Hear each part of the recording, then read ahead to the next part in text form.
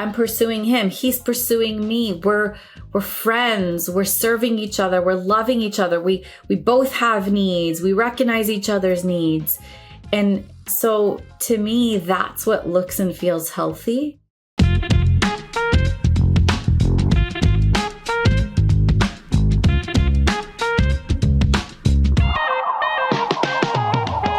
What's up, fam? It's your boy JJ and Kait. Let's go. Hey, guys. Hey, we're in this season on Hot Topics. We've covered so many so far, and we're really excited about today because we're talking about soulmates. With Deb. With the one and only Deb. This is your first time getting to do an interview with Deb. Deb's no stranger to Heart of Dating. We love Deb.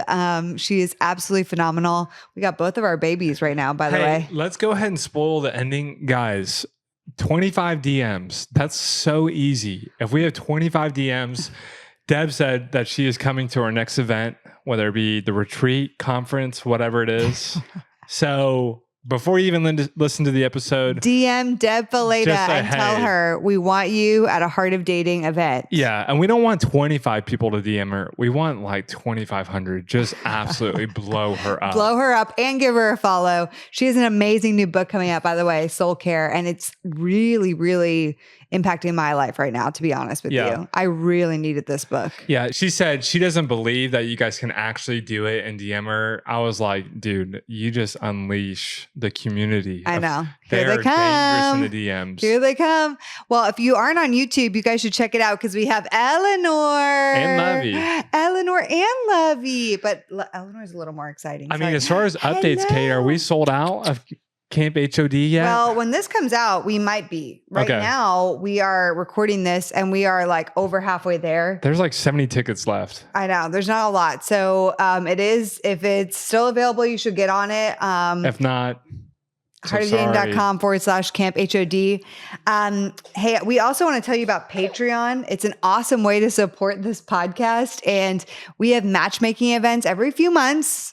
We've had a really fun time at our matchmaking events, haven't we? Yeah, I love it. And we have like private coaching in there. It's our only way that if you guys want private coaching, join our Patreon. So much going on Patreon. Lastly, we have our next School of Dating cohort coming up this October. It's going to be incredible. What do you love about School of Dating? I mean, I've said it so many times. People walk in, they walk out different. Like, that's just the best way to describe it. They walk in, they walk out, they have hope. They believe like that God has a plan. Their love story, right, is no longer the main plot of their life, driving everything. It's just a subplot. Yes. Amen. So we love it. We hope you guys enjoy this episode with Deb. And again, please just do it for me. Blow her up. DM her. Hey. Bye, DM guys. her. Eleanor says DM her. Have a great episode. We love you guys. Mwah. Bye.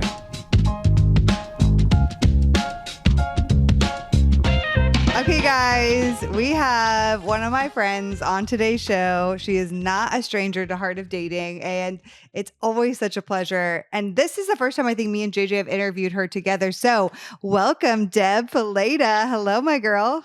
It's so good to be with you guys. This is the first time we've all three of us hung out. So I'm excited. I'm nervous. I mean, you two are excited. I'm nervous. I mean, you're a legend in the Heart of Dating community. And so I've only heard rumors and whispers and talks about how amazing you are. So this is a big deal for me. JJ, I should have interviewed you before the wedding. Yeah, that would have been hilarious. I'm a little late to the game, but you know what? It's all right. Okay, to give the Deb stamp of approval. Well, it's too late now, but can we foreshadow what's coming down the pipe? Oh, yeah, that we're going to also be going on Deb's podcast. Yeah. We were just talking about that. So you guys will have to check out when we're on Deb's podcast later this year, that'll be revealing. That'll be my chance to really dig in, an on-air counseling session, kind of get to know the dynamics here and, just dig in a little bit. What do you think, JJ? I love it. I mean, hey, Nothing is off limits. We're perfect though, so nothing's going to come up. Like this conversation will be totally boring because we have no issues. At least on all. my end, We've never had any marital issues. We've never had to go to a counselor. Oh yeah, the first year of marriage is a breeze, right? Yeah, especially when you move in together into a 600 square foot apartment and start working together. And it's just, and you're have together. A baby. And throw have a baby in there. And within the first year. So just together 24/7. Yeah, no issues would arise at all. Nope, perfect. But anyway, that's not what today's about. Today, we're interviewing you. And I'm so excited. This is, I think, your third time, if not fourth, on the podcast. You're definitely no stranger, like I said. And so you are so talented in so many ways. And of course, you're an amazing counselor. You have a heart for relationships. You do have such a heart for singles. And I'm so excited about your upcoming new book. You have so many phenomenal books for people in relationships, marriage, and people who are dating and single. And so before we jump in, would you tell everyone a little bit about Soul Care, your upcoming book? Soul Care was God's gift to me. It's, I've written so many books, and the writing process is always such a fun, faith-filling experience because it's just you and God and a keyboard. And it's always been such a just incredible experience to just sit and allow God to pour into me. But this book specifically just felt like a massive outpouring of the Holy Spirit. And I told you this, but I wrote it in 16 and a half days. I have to add the half. And I don't say that to brag. I say that to just show you that I truly feel like it was God's gift to me. And I spent a lot of time marinating in this message for the year prior and just looking at scripture through the life of Jesus and specifically how he cared for his soul. Because even Jesus had a human capacity that he honored. Like he was fully God, yet fully man. And in order to be able to pour out in the way that he needed to pour out, he had to stay filled.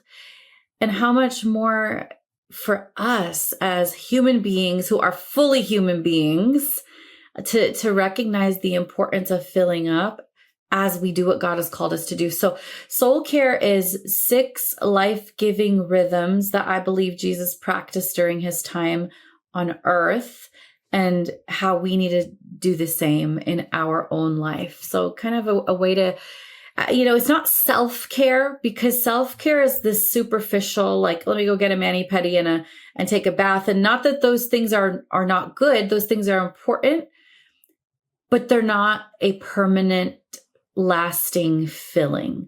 And so that's what this book is about, is just learning to get filled and stay filled. Amen. I love it. Now, one quick question before we jump in. Do you feel like it's perfectly timed for where you're at in your life right now? Or do you kind of wish you would have had this book when you were single, when you were dating, early years in your marriage? Like, where do you feel like you really wish you would have had this kind of book in your life? I wish I could have learned these things before I became a counselor. Like it's great. Part of your education is learning how to be a healthy person, right? So that you can help other people get healthy. But I remember even in graduate school going through a season of what I probably didn't know how to pinpoint it at the time, depression and burnout and all kinds of things, because I had too much on my plate, doing too much, and didn't really have the idea of soul care wasn't in my culture. It wasn't in the way that I learned and the way that I lived my life. I come from a ministry family, and life was all about output, service. That's it. Like, you don't stop to think, okay, how do I feel? What do I need? How full am I? Like, do I need to set boundaries? In fact, growing up in my culture, I come from a Middle Eastern background. They don't even have a word for boundaries. Like, so funny. Wow. So you know, it's just this servant-oriented life, which matches with scripture when you just look at it from the surface. But when you really dig deep, it's service that comes with outpouring that's preceded by pouring in so that you have something to pour out. Right. And so I wish I would have learned this early in my life, but I'm just so grateful to have learned these things before children, because now that I have 4 kids, it's so much more output than ever before. Yes. Kids, counseling, like think of all of us who are in the caregiving world and we're pouring out in some way. Yeah. We're the ones that have to be extra intentional about this. Oh, for sure. Yeah. Pastors also, and people in like ministry. Absolutely. So I love it. And we're going to continue to tap into it. As I've read through the book, I'm like, this is what I need in this season so much. So I'm personally so grateful for this book. And I can't wait for our people to read it. It is so powerful and really, really helpful, I feel like, in singleness. And so speaking of the word soul and soul care, one of the hot takes I want to address with you today as we dive then deeper into soul care is the word soulmate. Okay. Yeah. So, a lot of people will say, I'm looking for my soulmate. I'm looking for my soulmate. It's such an interesting word that I feel like gets tossed around all of the time. And you almost see it in these movies, like you see it all the time in movies, in these dramas that are crafted before us. Like, I'm looking for that one perfect person, my soulmate. You see it in Jerry Maguire, the ever famous line, "You complete me," right? And so there's just a lot of pressure, or a lot of what we see from society tells us that's what you're supposed to be looking for. And so I'm curious from your unique perspective as a counselor, and I know you counsel single people, you must have had people come to you at some point or another and say, I'm looking for my soul mate. I'm curious what you do in those scenarios and if you believe in the idea of soulmates. Yeah.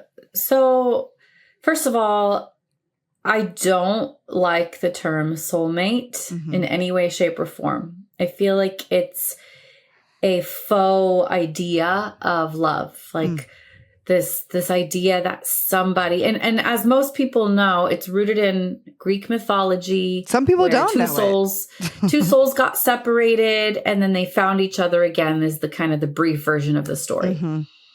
And it's like, it almost makes it seem like you aren't complete standing alone. Yeah. And to me, that's a really dangerous mindset. And how it plays out then is, because I don't feel complete standing alone, then I have to find a way to get complete. Healthy counseling knows that to get complete, you have to do the work standing alone. Like, imagine 2 half-filled cups. And I'm half filled and you're half filled. And we're both like, ooh, we're both half filled. So what's the next best step? Coming together so that we can fill each other up and it feels good. And now we're full, until we realize as life goes on, we're actually still 2 half filled people desperately trying to get filled up with the other person, and being disappointed and disillusioned and jaded when our expectations aren't being met, because I'm feeling empty and you're feeling empty. And guess what? This isn't working.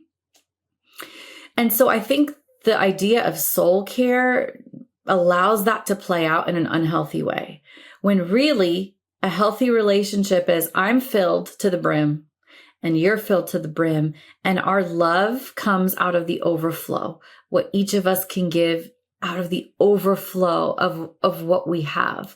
And I think that applies in marriage too. Like, you guys know, when you're feeling empty, that's when marriage gets rocky. It's like, I'm feeling empty and I need you to do this for me, and you're not doing it the way I need it done. And now there's tension. And I'm seeing way too much like body language here, Kate. like this must have just happened last night. No, this is definitely something. It's a main theme for sure. We just do so much together that it's hard to, like, we have to find the balance in that, which I'm sure we'll talk about on your podcast. But this idea though, Deb, you might have heard from Tim Keller. He calls it love economics, right? And just think about the economics of those 2 half glasses. Both are expecting to be filled up. So you think 2 become 1. All right, let's make 1 mega glass and we fill it. But that's, first of all, not how it works. And then two, think about those cups. Now you put a couple of leaks in the bottom of them, and then they're both imagining that the other person is solely there to fulfill them. And that's where Tim Keller says that love economics here do not work. Like, you have a finite amount, and unless you're going somewhere, he would call it a supernatural source, a divine source that's outside of any person, your cup is never going to be overflowing or filling, and you're always going to be searching for someone else to fill your cup, which at that point, it's not really even a relationship, right? If I'm just constantly looking for someone to fill up my cup, that's more like consumeristic. It's almost like, the other person's a slave to the relationship and your needs, right? Right. And that's what I would put in the category of codependence, where I need you to fill me up. And maybe on the flip side of that is I need to fill you up because it makes me feel valuable to have a job to do, to fill you up. And that makes me feel full and masks the fact that I'm not really full. So it's this back and forth dynamic of two half-filled, at best, people who are just not able to find fulfillment and satisfaction no matter how good the marriage is. You know? So is codependency both I'm depending on you to fulfill me, or I'm depending on you to fulfill you and feel good about myself? Is that? Yeah, either or. Both ways, yep. Either or it would be the codependent relationship, because it needs one of each. It's also, and that can like, look different in different seasons. Sometimes that flip-flops, but it's like the fact that I'm looking to receive some sort of value from you, whether it's because I need you or whether it's because I need to be needed by you. Now, so we've talked a lot about marriage, and which is nice. I think it's always helpful to have lessons of what is coming. But how does codependency maybe play out in singleness and dating? Does it play out in friendships? Like, are codependent people codependent in friendships? And then how does that maybe look in dating in scenarios that you've seen with clients? Yeah, it often we trace this stuff back to childhood. It's like, where in your life, first of all, what happened to kind of deplete your bucket and make you feel half filled? You know, what situations, what trauma, what labels were put on you to kind of make you feel like you're lacking, like you're not good enough, like you're missing something. Let's get to some of those roots of your role and where it began.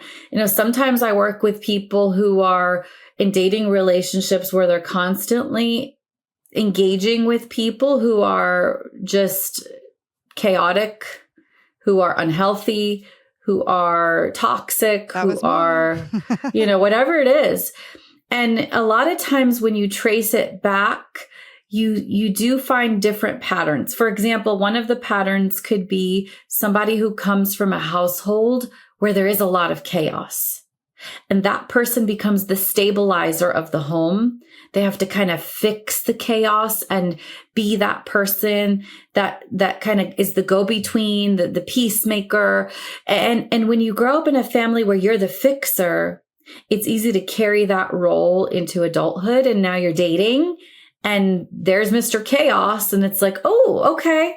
I can do that because I am a fixer and I know how to fix things. And that's kind of been my role. Not that you say that consciously, but the subconscious part of you is drawn to chaos because you've spent so much of your childhood fixing and finding value in that. Is it drawn to it? And also, I'm also just really familiar with this dynamic. So I'm comfortable in it. And I'm like, I can be this guy with this kind of girl, or vice versa. I can be this kind of role because I've played it so well in the past. I would say it's both in that we're drawn to what's familiar over what's healthy. Oftentimes in life, we're just drawn to what's familiar and whether or not we even realize it's familiar. So again, like why people become codependent is there's so many reasons. It's not just one reason, but we can always trace it back and start unpacking some of the dynamics from your early days and what you learned about relationships. And you're going to find something there that tweaked the template into codependent, unhealthy relationships. Absolutely. That was such a bar. That's definitely going on Instagram. Oh, it was so good. Yeah. It is like, I love that little We're drawn to what's familiar and not always what's healthy. Yeah, I mean, we did an episode earlier this season based on a post that I posted about that did go viral on Instagram called Date the Boring Guy and people hated it on Instagram. Some people hated it on Instagram because they're like, oh my gosh, you're calling your spouse boring. And I was like, no, I'm not calling him boring. What I'm saying is that at the beginning of dating him, it was consistent and it was non-chaotic. And that felt boring to my system because my system was so used to chaos. And so it was. In other words, your system was jacked up. Exactly. 100%. And so I'm coming from a childhood, which I knew consciously. So thankfully I had done a lot of work of awareness and healing of that. But now it's part of actualizing, okay, this is still my system is saying, oh, this kind of feels like a little bit boring. It's consistent. Oh, but this is good. Like I know that this is good. And so I'm actualizing what I know is good for myself instead of going back into the same patterns before of performance, of proving myself, of whatever it was to get that non-committal, emotionally unavailable guy to want me, like me, choose me, whatever it was. Yeah, because stable feels boring when you have engaged in the ups and downs of a chaotic relationship in the same way that when my 8-year-old who has a sweet tooth and we have to really work on his sweet tooth, like would rather have candy over fruit, even though fruit is so much healthier and so much better, but his taste buds are so jacked up after eating sweets that the pureness, the unadulterated goodness, nutritious fruit is like not appealing because it's like, I'd rather have sugar. And I think it's a similar vibe with our internal world when we have been conditioned to chaos and it's like excitement and our emotional taste buds are like, I like how that tastes way better versus the good stuff. And we all know like the unhealthy stuff can only take you so far until it makes you sick. Exactly. And even consciously, sometimes we know it's bad for us, like we know candy is not good for us. We know milkshakes are not good for us. Man, I have a huge sweet tooth, so I'm with your 8-year-old. I'm praying for him. Tell him, hey, I do the frozen green grapes at night as like a alternative, and it's not the same stuff. That's not the good stuff. I know. But your body's starting to adjust to healthy. It does help though, yeah. Or I think about like, I don't know, like Kate's a Disney adult, which I know, pray for her. But it's kind of like going on like the craziest Disney or Six Flags ride. That's like a wooden roller coaster and it just jacks you up and it's thrilling. It's fun. Versus, and so you go on the Little Mermaid after that and you're like, this is so or like boring. the lazy river, and like one is great for your soul and one is not. But I could totally see how that's addictive. And if you're just like on an easygoing ride, you're like, all right, is there actually a twist? Is there a turn? Like that's that panicking. Is this really real? Is this really good for me? This podcast is sponsored by BetterHelp. Question for you guys. What are your self-care non-negotiables? What are those things that you absolutely have to do for yourself? Is it that you never skip a day at the gym? You got that infrared sauna that you always go to twice a week? Maybe it's that specific cup of coffee in the morning. I know that's one for me. Or maybe is it therapy? I know for me, therapy has been such a priority in my life.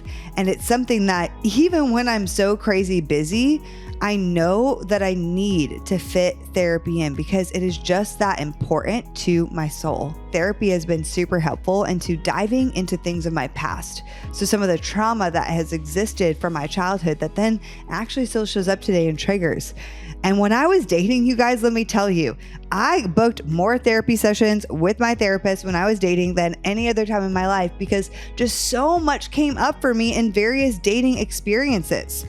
I would book a thing with my therapist and she'd be like, you're dating someone else, aren't you? And I'd be like, yes, and I need help. I need to process this feeling, this emotion, this trigger that I am going through. So if you are just somebody who constantly struggles in relationships or in dating, if you are questioning yourself incessantly, if you have some issues with anxiety, I want to encourage you, maybe it's specifically time to give BetterHelp a try. I love BetterHelp because it's entirely online and it's designed to be convenient, flexible, and suited to your busy schedule. All you have to do is fill out a brief questionnaire, and then from there you get matched to a licensed therapist, and you can even switch therapists at any time for no additional charge. I encourage you that if you are having some issues in your dating life or in your relationship, give BetterHelp a try. You can visit betterhelp.com/HOD today to get 10% off your first month. That's BetterHelp, HELP.com/HOD to get 10% off your first month. So I have a question too, as we're just continuing to specify what this looks like in dating, because last night we were doing a workshop and somebody else was leading it, but we were listening into the Q&A. And, I think one issue we see so often, a lot of times with women, doesn't have to be just women, but a lot of times with women is, I need this from a guy. I need this. I need this. I need this. I need him to be this. I need him to be this. I need this. I need this. I need this. Like lots of almost neediness. And so I'm so curious, and I feel like that still goes into like this idea of I'm looking for somebody to complete all of my needs. And obviously it is okay to have some needs for a relationship, but I'm wondering what the balance is. Because a lot of times I do see that, and I was that person, and I'm like, I have all these different needs and I'm going to look to make sure that you're doing all these things. Otherwise I don't want to be with you. Yeah. We've unfortunately swung to the extremes of the pendulum on this. Like I think about when I was growing up and all of these Christian literature came out that made me feel like I am the princess and I need to be pursued as though I'm a queen. And here's my list of what I want in a man, and I'm not going to settle unless he's all of these things, and he has to pursue me relentlessly. And it kind of sets you up for a one-sided relationship where he is just serving you hand and foot and feeding you grapes. And that's when it's like, okay, this is right. That's what the culture kind of portrayed to Christian women years ago. Like he's supposed to pursue you. I remember reading a book that said he's supposed to pay for everything, every single thing during dating. And to be honest, it's like, this isn't a servant relationship. This is a mutual team dynamic. And that honestly set me up for unrealistic expectations in what a relationship looks like and completely deleted my role in it. And it took me a while to kind of realize, first of all, this is unrealistic. And secondly, my husband to be has needs. He's human. He wants to be pursued as well. Like we both have these desires inside of us. But then the pendulum to that is the other side where we focus so much on them. We don't have needs. Our job is to make them happy, right? Like I don't have needs, whatever he wants. And so we go to these extreme sides. And maybe on this side of the coin, we settle for things that aren't good for us. It's like, well, this is as good as it's going to get. Maybe you're not the queen anymore, but now you think there's nothing good out there. So this is as good as it's going to get.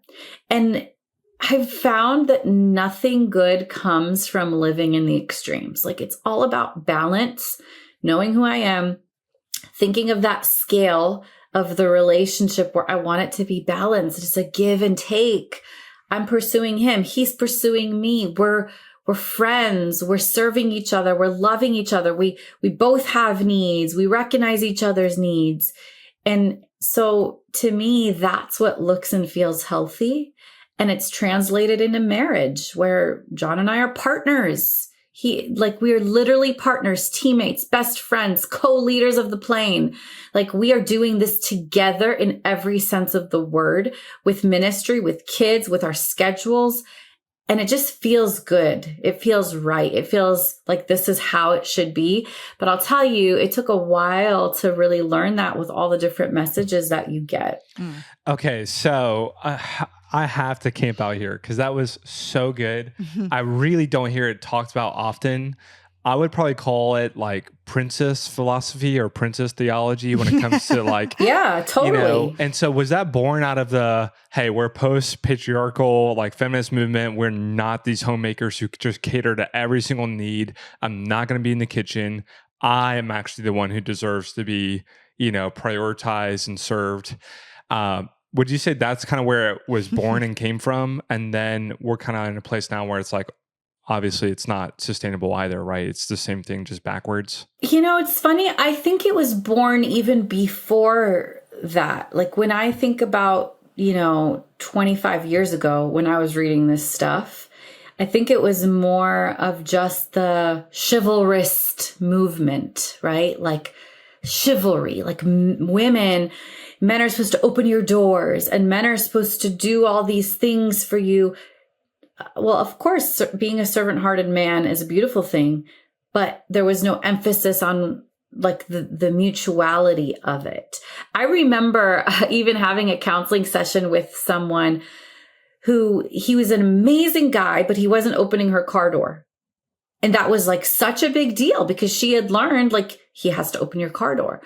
And it's like we have swapped out these superficial, chivalrous things for what really matters, which is character, integrity, honesty, a servant heart. Like, it's not just these superficial things. A man can pay for your meal and be a straight up jerk in other ways. Totally. A man can open your door and then go home and look at porn. Right. Like, that is not the standard of what makes someone healthy. That's not the standard of a mutual relationship. It's so much deeper than some of the superficial things that we make it about. And then people get confused, Mm-hmm. Now in the dating process, because I'm just a big believer of this, like our golden rule to just make dating so easy is this: leave the other person better than you found them. And that's both parties looking to say, not what I can get out of this, not how I can fit you as a puzzle piece of my life. How can I legitimately serve you, honor you, encourage you? And I really think we have a good idea of what that could look like as a guy. But as a girl, what could that also look like as far as talking about that pendulum swinging back and forth? Like, what would that dead center, some examples of that look like from a female perspective? You mean with a female and how she can offer something in a relationship? Yes, especially like, dating. Here's what I have to give. Right, dating and relationship where you're not married, right? So it's a little bit more complicated. Well, my formula is give and receive. I think that's the healthiest dynamic to look for in dating. I think sometimes we either give, or we're in a pattern of receive. And either of those start to kind of tip the scale in an unhealthy direction. So it doesn't matter if you're a male or female. What you're looking for in the dynamic is give and receive. I send you a text. I want you to send me a text. I initiate a meeting. Let's go out for coffee. I would like you to initiate something as well. I serve you in a certain way.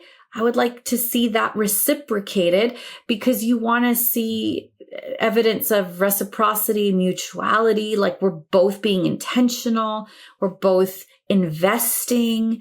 And if you see that back and forth in dating, you're often going to see that back and forth continue in marriage and beyond, so you're looking for that pattern of give and take. As a woman, think about what does it look like to show that give and take. So if you get something, a really great text, what does it look like if you're interested in that person to be intentional about, I'm going to craft a really kind text and send it tomorrow morning. I'm going to initiate our next gathering. I'm going to offer to pay for something. He might say, no, I got it, but I'm still going to offer because I want to have a generous spirit too. And I want to show him that I want to serve him just like he's serving me, and just kind of think through what mutuality looks like. It's so, yeah, I love this because I mean, I love, and you can correct me if you think differently on this, and I feel like in the very beginning of dating, I am about the man asking the woman on a date and planning those first initial dates. But I think through time, and this is what we always share with people, like it's not an always that the guy is paying and always planning the dates. Like once JJ and I got past a few months of talking and going on some more casual dates, it went to, okay, I'm planning dates. And then he plans the next date. It went to, I'm paying for half the dates. He's paying for half the dates. And it was way more mutual because once you especially get into relationship and it's like a serious commitment, I mean, you know, eventually if in marriage, none of that stuff, it's like your bank account is like together. And it doesn't have to, it's not even that we're saying tit for tat. Like I text you, you text me. It might look different. Like, let's just say he buys the groceries and you're like, hey, I'm really good at making a meal. Like, let me do this, you know? Or, you know, there's things that you each have that you're bringing to the table, but the key is give and receive. Like, are they able to give and are they able to receive? Amen. Yes. And I think you just hit the nail on the head because I think when we keep score and you're like, well, I did this, are you giving me tat? Right. And we're always looking for what we're getting. That's not truly giving then, right? Truly giving. My favorite example of giving is if you're in a coffee shop and there's someone behind you and you pay for their coffee and you zip out, you're not looking for them to come chase you out on the sidewalk and say, thank you so much, right? You generously gave without any expectation in the same way in relationship we give with maybe a hope. Like if we live in reality, I think we always kind of hope that there's a giving back, like we receive something, but it's not the expectation nor the rule of thumb. Now, I have a question. I'm around, singles quite a bit, and especially on the post-heartbreak, you find that really raw moment of maybe I don't believe in soulmates, maybe I don't believe in someone to complete me, but something does come to the surface where it's just like, I'm just so sick and tired of being single and it not working out. Like, I don't know if my heart can take another breakup. I just need somebody. Like, I just want to get married. And would you say like that's a really good indicator that it's maybe not actually the person that they're looking for that they need, but maybe soul care or soul maintenance? And is that like a really, really great opportunity in that pain to discover, something new about themselves? Yeah, you do see that. We see a lot of older singles that are like, I can't do this anymore. I just need someone. I need someone, and I get loneliness is rampant and it's very, very difficult, but especially for our older singles. But I'd love to hear your thoughts on this, Deb. Yeah, I see that a lot too. I'm thinking of a few of my clients right now in particular, and it's a twofold process when someone comes into my office and they're like, I am struggling. I am so lonely. I feel like I just need someone. I want to get married right now. First of all, I think there is something that needs to be acknowledged, and that is the grief and loss of the fact that you have this desire that hasn't come into fruition. It's like this deep well that's been dug in the foundation of your life. It's a hole, and it hurts. It really does. It hurts to come home at the end of a long day with so many things to share and not have a person to share it with. There is deep and real pain there that has to be acknowledged and validated and grieved. But then the next question is, what do we do with that hole? We can cover that hole up with superficial things, like take a blanket, just cover that hole up, pretend it's not there. And maybe I even cover the hole with denial and just pretend it doesn't really hurt that bad. But when you just cover that hole superficially, what happens is you just keep falling in that pit because you forget it's there, and then you're back in it again and again and again and again. And so the best way to handle the pain of loneliness is to acknowledge it and respond to it. God has given you a signal, and that signal is going off right now. And it's the signal of loneliness. And the only antidote for loneliness is connection. Yeah. So instead of ignoring my loneliness or feeling like I'm not spiritual enough because I feel lonely, I will respond to the loneliness by making room in my life, being intentional to find healthy connection with God, healthy connection with self, and healthy connection with others. And so when I feel loneliness, I'm like, okay, that's a signal. I got to do something about it. I need to respond by connecting to God, self, and others. Just like I respond to my hunger. I'm hungry. What do? What can I eat? What's healthy? What's good for me? You have to respond to loneliness in the same way because it's a signal. So it's just, how do I do that? Well, you can respond by connecting to God. Of course, we could come up with a list of what that could look like by connecting to others and community and what that could look like, by connecting to self and being in tune with who I am and what I need and what's going on underneath the surface of my life. Hence, that's where something like soul care would come into practice. But the key is don't just ignore it, respond and start filling that hole in healthy ways. In your book, you have 6 different rhythms. And I know one of the rhythms is connect, like literally that's one of the chapters, right? And so, and in that chapter, you say, be a good friend, have a good friend, the rhythm of friendship, or maybe that's the subtitle of the chapter. It's interesting about, as we talk about the concept of soulmate is, and, JJ and I, for better or worse, sometimes watch some dating reality shows, mainly because we find it fascinating psychologically to see why people choose other people, what they're drawn in on. And a lot of these people are not necessarily Christians. Sometimes they claim to be, but, and maybe they are, I can't judge, but it doesn't necessarily differ sometimes between what a Christian and non-Christian is sometimes looking for. And something that we found and even had to wrestle with in the beginning of our marriage was, not looking to your spouse, your partner for the source of all of your entertainment, all of your connection, but rather balancing that with friendships. Do you want to you have a smile on your face. Do you want to give? I'm trying to, are you speaking on behalf of Kate or JJ? I don't know. What do you want to? I mean, I could see both in some ways. Yeah. But we'll let and the thing about that is it doesn't start once you're married. Right. It's like, oh, now I'm married. Let's make some good friends. Like the pattern of having healthy connections has to start before marriage. Totally. Mm-hmm. So that you're not bringing all of your needs and expectations and just planting them on this one person. I feel bad if that's to be that one person. Absolutely. It's like, I can't do all that for you. Oh, it's impossible. But it's so funny. Mm-hmm. Go ahead. I was just going to say, because one thing I see just in this concept of soulmates is a lot of people are so looking for compatibility in regards to all these little, almost I would call superficial things. Like, do we like the same kind of music? Do we like to do the same kind of activities? Is our lifestyle exactly the same? Like, da da da da da da. Do we both love going to the gym? Like, it gets very like particular, and they're like, oh, this person doesn't go to the gym as much as me, not going to work out.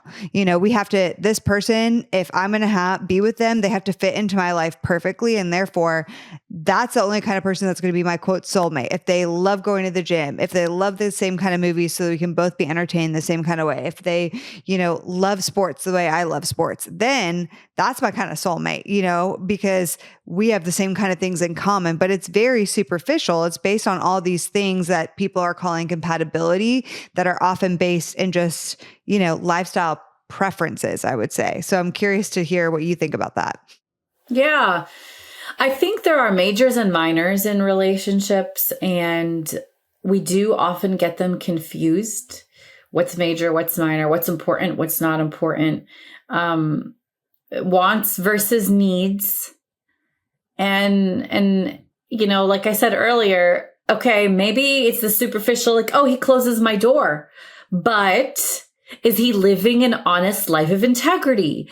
Does he show intentionality in the relationship? Okay, maybe you like the same movies, but do you have a similar faith? Like, the superficial things come in time when the deeper, more significant things are sewed into the relationship. The superficial things come in time. Like, there's so many superficial things that John and I have slowly merged together over the years, over 17 years. We like so many things, like, for example, I hated sushi and he loved it. I don't like sushi, so I was with you back in the day. And 17 years later, I'm like, oh my gosh, it's my favorite food. But there's hope. His personality, like, with time and consistency and living together, so many of those things merge together, and then you start developing new things together. Yeah, absolutely. So it's not as significant as what's going on with the majors. I love that, because it's kind of like that essence of, I mean, we don't have arranged marriages, but it's like, man, if you have two godly people who are exactly who they say they are, right, and have great relationships and community and around are emotionally, spiritually healthy. Right, they're emotionally healthy, they're spiritually healthy. They can totally figure it out. Right, they can totally figure it out, especially with the growth and the new things. Now, my quick question though is, as you kind of talk about connecting and being a good friend and having a good friend, would you say, I mean, I feel like you're going to show up exactly in marriage exactly how you're showing up in friendships today. So if you have a hard time being honest or pulling a friend aside and saying, hey, I have a bit of a issue or a challenge with you that I'd like to work out in a healthy way, you're going to do that in marriage. I think about like it with my roommates, in my 15 years of having roommates, I had one that was really challenging. And I actually think he was the best opportunity for me to grow and mature as a husband, right? And in my future relationship, because we were so different. He would Venmo me I know who you're talking for like about. $4.17 for the garbage bags that he bought for the house. He would be super particular about the bathroom and like these little things that just drove me nuts. And instead of using that as the best opportunity for me to grow, I handled it passively. I complained about it. And I'm like, man, fast forward 1 year later, and I was doing the exact same thing in my marriage with someone who was very Hate different sending than me. you a Venmo for It's just a nitpicky, particular kind of like type A stuff that just drove me nuts, because I'm very much the opposite. Yeah. It's funny. Marriage offers you the opportunity for growth and healing, and to me, it's like an invitation to get better and to get more whole and to get more colorful, and like all of the areas that you struggled in, when they get exposed, it's like, okay, what am I going to do about it? Do I blame my spouse for exposing them, or do I take ownership and start to heal them? And it's the same thing before marriage in relationships. When things get painful, it's like, am I going to use this as an opportunity to take ownership and heal and get better?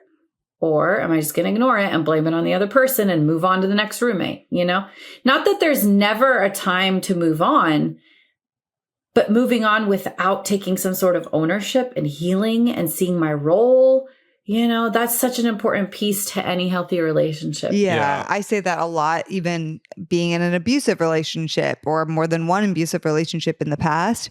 I'm not sitting here necessarily blaming myself and shaming myself, but I do think there's a right place to reflect and say, what led me to that place in my life? What led me to accept that kind of treatment? Like, what belief systems were already in place about myself that when this guy came in and started saying these things about me, well, if I had those beliefs already, it was much easier to believe the things that he was saying. Like, because my self-confidence and some things I believed about myself was already so negative. And so I had to look in hindsight and say, okay, what he did was horrible. And there are things to deeply learn about myself and heal from, because there are patterns that led me to this place. I want to touch quickly as we start wrapping up here on anxiety, because singles are there's a lot of anxiety. We talk about attachment styles, and obviously anxious attachment is an attachment style, but you don't have to be anxious attachment to have anxiety in dating. I think that's like kind of a myth people believe. Like if you lean more avoidant or more ambivalent, disorganized, you don't really have anxiety. No, that's not necessarily true. And so as a counselor, you must see anxiety all the time. And I think your book, Soul Care, is so perfect for anybody, which is a lot of people that struggle with anxiety.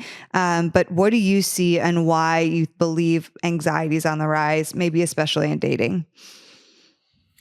Think of it this way. Anxiety is an alarm system. God, just like loneliness, God gives you emotions, good and bad, to get your attention. Like, pay attention, do something about this, change something, alter something, heal something. That's what these emotions are for. They're signals that tell us we need to do something differently. And I think with anxiety, oftentimes, and negative emotions in general, we want to ignore them. We want them to go away as fast as possible rather than tune in. One of the 6 rhythms of soul care that I believe Jesus practiced and was really good at, rhythm number 6 is tune in. Tune in to what your body is telling you. Tune into what you're feeling inside. Tune in to the emotions that are coming up, and then respond to them in healthy ways. And what does that look like? Because if you don't, these feelings, the pressure just builds, and they eventually find the point of least resistance when you're not paying attention, and they burst into the scene of your life in the worst time, in the worst way, because you just kept stuffing and ignoring and quick fixing rather than responding and doing something about it. So good. Have you seen Inside Out 2, the movie? I have. It's funny because I preached at Fresh Life Church, Levi and Jenny Lesko, this Sunday right after Inside Out had come out. And I was joking because I was supposed to be preaching about emotional health. And I was like, forget it. I'm not preaching. Let's just play Inside Out on Sunday morning. Like the substitute teacher who rolls in the TV. It was so good, though. We went, exactly. We took the kids, and there's a lot of really good insight from learning about our emotions. What was your favorite one? Yeah. What was your favorite part? Favorite the insight? anxiety you were like, man, I wish. displayed in that movie. Yeah. You're not going to believe this, but my favorite part, I talk a lot about toxic optimism and how Christians have a tendency to just like paint the brush stroke of optimism over their life and not actually tune into the hard feelings. Yes. Which so I feel like you see in the first one a lot too. Yeah. Exactly. So I liked how joy and anxiety kind of took a back seat. And they all kind of learn to work together to kind of complete the picture, because sometimes it's like, oh, it's fine. Yes, I feel anxiety, but God is good. And instead of responding, what does this mean? What do I need to do? What is this telling me? What do I need to heal? So that probably was my favorite part, when they both took a back seat and everybody kind of came and filled in. Because, as you say that, I'm like, you're totally right. I just have a hard time imagining Jesus and the way he walked and talked and spoke as that picture of like, oh, well, this didn't really work out the way we wanted it to, but God has a plan and a will, and it's going to be okay. Like sugarcoating. In fact, the Bible says he was a man of many sorrows. Like he knew feelings for good and for difficult. And he saw them all as opportunities to connect with God, whether they were good or difficult, and imagine if we could tune in and practice soul care on that level. And I dive into that, of course, in soul care, but it's just a really healthy rhythm. So exciting. It's so good. Jeff Vanderstelt. Do you know him? He's He runs a you guys ministry would out in love each Seattle. other. You'd love him. He took over after Mark Driscoll and his church in Seattle as With lead pastor. Mars Hill, yeah. But he does coaching for men's health, men's emotional health, and spiritual formation. And he and I were talking, and I just found out that the Bible uses 38 different descriptive words to describe Jesus's emotions at different 39, times. but 39, yes. 39. So thank you. And but too, I was talking with him. I'm like, it's so funny because the most spiritually mature believers I know, I feel like, are the most emotionally connected believers to Jesus and their spirit I know. Yeah, I agree with that. And Tune In, I spend some time unpacking the different emotions of Jesus and what he did in response to each emotion, right? Because it's not the emotion that's bad or good. It's the response Totally. to that emotion. Like hunger. It's like that Snickers bar and that Ben and Jerry's ice cream right now is calling my name. Right. What am How I do you respond? Exactly. How are you going to fill up? Me and your 8-year-old. Yeah. So I know. You and Ezzy need to hang out. You and Ezzy need to eat some salads together. Hey, what are you trying to say? The 6 rhythms, I have them. They're nourish, rest, connect, protect, savor, and tune in. Those are the 6 that you talk about, right? Savor and sweets. Savor was my absolute favorite. There's 3 chapters in that section, and that was the one that just spoke to my heart so much. Wow. I'm going to savor my 18 holes on the golf course tomorrow. No,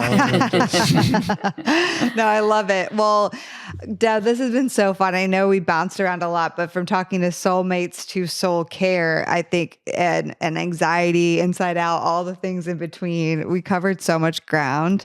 And I'm just so grateful for you. I'm grateful for your voice. I'm grateful for your writing. You have so many incredible books. What would you say outside of soul care, which they need to get, is like the singles favorite books that they buy from you? Is it Love in Every Season? Is it the other? I would say True Love Dates, my first book about, dating inward, outward, and upward, and how to get healthy and attract healthy, essentially. And, even just kind of wrapping this up today, starting with that analogy of the cups, I would ask, what are you feeling today? Like, how full does your cup feel standing alone right now?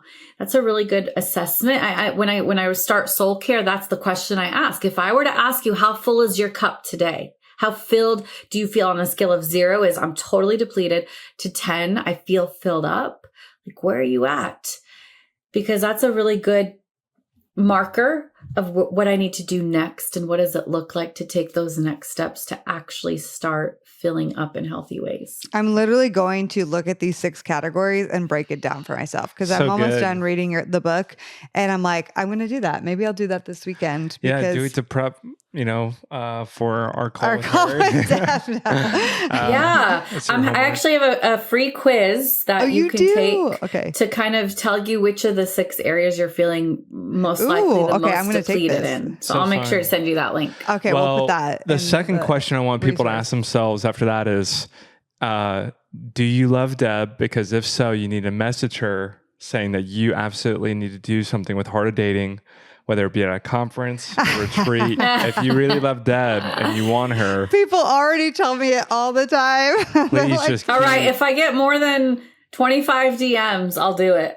Oh, okay. That is so easy. Oh, it takes the 25. Okay. All right, guys. You better get into it. We have some women and men who are all up in the DMs. Okay. Well, Deb and I have been friends now for years, and we still have never met in person. It's horrible, but I feel like I know you in person. That doesn't feel like a real fact. No, but Jamal Miller. We've had so many Zoom calls, and FaceTimes, and voice memos and texts. It was the same with Jamal Miller. We've been friends for years, and we met for actually the first time this last year. But I'll tell you, it felt like we had known each other. Even in person, I was like, because I've seen him, just not in the flesh. And I was like, it feels like just totally natural. Okay, fine. We'll do a huge spend the night party and stay up all night.